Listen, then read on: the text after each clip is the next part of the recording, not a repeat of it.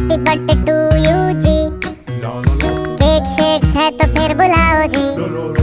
ऐसे ही तुम बुढ़े होते रहोगे, हमको उससे क्या मतलब बताओ जी। हैप्पी बर्थडे टू यू हाँ जी। तो इस पे इतने खुश क्यों हो ऐ भाई?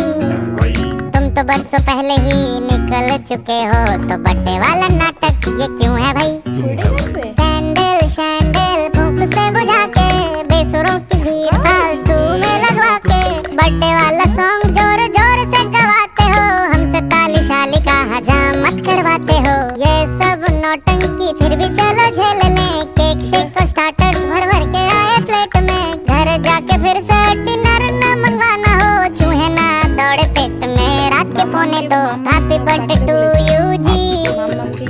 सोच समझ के इनवाइट भिजवाओ जी, अगर पेट पूजा का फुल इंतजाम है तो ही न्योता। বড় করে হাঁ করো।